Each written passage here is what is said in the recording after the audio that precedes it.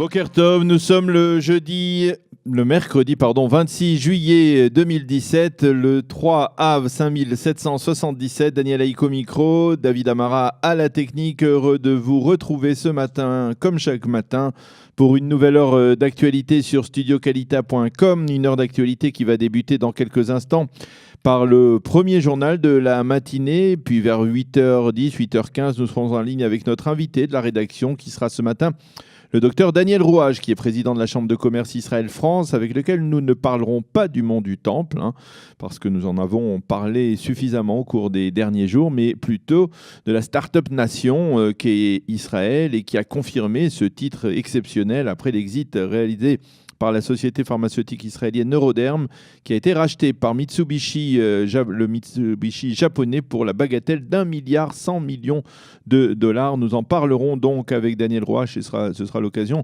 de parler des relations économique et commerciale entre la France et Israël de manière plus spécifique, puisqu'il occupe, comme je le disais, la présidence de la Chambre de commerce Israël-France. Vers 8h30, Iliana Gurfinkel nous présentera sa chronique « Un jour, notre histoire ». Vers 8h40, je vous retrouverai pour la revue de la presse et des médias israéliens.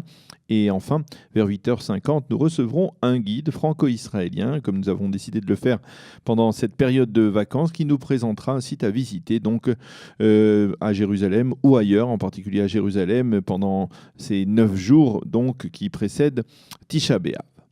Le premier journal de l'actualité avec tout d'abord une première réaction rendue publique dans la nuit par l'administration américaine à la décision israélienne de retirer les portiques de sécurité autour du mont du Temple. La Maison-Blanche s'est félicitée de cette décision et a souligné qu'Israël a pris cette mesure malgré les besoins sécuritaires qui se sont imposés après l'attentat qui a coûté la vie à 2 policiers israéliens sur le mont du Temple. Washington affirme saluer Israël pour les efforts accomplis afin de garantir la sécurité et en même temps de faire baisser la tension actuelle sur place. Hier à la Knesset, l'ambassadeur des États-Unis en Israël, David Friedman, s'est félicité du rôle joué par les Américains dans le règlement de cette crise. À noter que même la France a salué hier le retrait des détecteurs de métaux par Israël. Et malgré ces félicitations, la tension se poursuit et même s'intensifie. Hier soir, à l'issue de la prière du soir, des dizaines de jeunes Palestiniens se sont affrontés aux forces de sécurité, en particulier en bordure de la porte des Lions à Jérusalem. De sources palestiniennes qui ne sont pas toujours fiables, il faut le souligner, il y aurait une quarantaine de blessés, dont un blessé sérieux. Parallèlement, la direction palestinienne, celle du Fatah et de l'autorité palestinienne, s'est réunie à Ramallah hier. Elle a décidé de durcir le mouvement de protestation contre Israël, et ce, en dépit donc du retrait dès hier matin des détecteurs de métaux installés à l'entrée du mont du Temple. Les discussions de cette réunion ont duré plus de 3 heures. D'abord, Mahmoud Abbas a annoncé la poursuite du gel de la coopération sécuritaire avec Israël.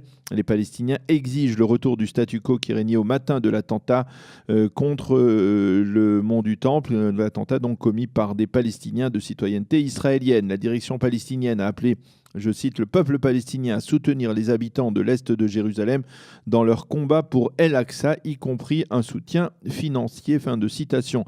Au-delà, la direction palestinienne a indiqué que la journée de vendredi sera une journée clé pour le combat mené par le peuple palestinien, a-t-elle déclaré, le combat pour un soulèvement en faveur d'El-Aqsa. Autre point important, Abbas a décidé de reprendre les démarches diplomatiques des Palestiniens, principalement à l'ONU, et devant la Cour internationale de La Haye, des démarches qui avaient été suspendues il y a plusieurs mois à la demande expresse de l'administration Trump, ce qui ne devrait pas faciliter la reprise des négociations entre Israéliens et Palestiniens en dépit des efforts de l'administration américaine. Enfin, il faut souligner, et c'est un point important, que la Jordanie a évité d'informer les Palestiniens de la teneur de l'accord conclu avec Israël, un accord qui avait bel et bien permis, vous le savez, le retour en Israël hier matin de l'agent de sécurité Ziv qui avait été agressé par un ouvrier jordanien qu'il avait ensuite abattu.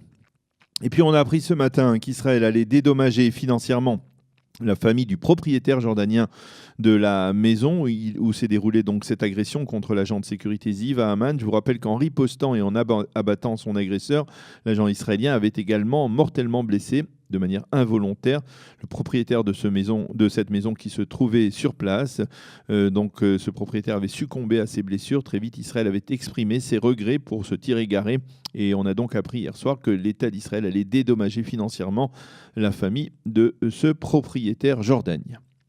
La Cour suprême a ordonné hier en soirée à la police israélienne de restituer à leur famille les corps des 3 terroristes responsables de l'attentat qui a coûté la vie aux 2 policiers druzes, Aïl Stawi et Camille Shahanan.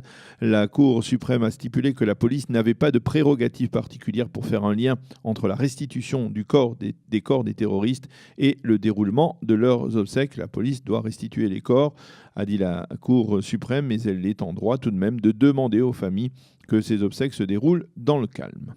La météo pour terminer, temps plus chaud encore aujourd'hui et très sec à l'intérieur du pays. Il fera aujourd'hui 34 degrés à Jérusalem, 32 à Tel Aviv et 42 degrés à Eilat. Voilà, c'est la fin de ce premier journal d'information sur studioqualita.com. On se retrouve dans quelques instants pour notre invité de la rédaction qui est, comme je vous le disais tout à l'heure, le docteur Daniel Rouage, président de la Chambre de commerce Israël-France.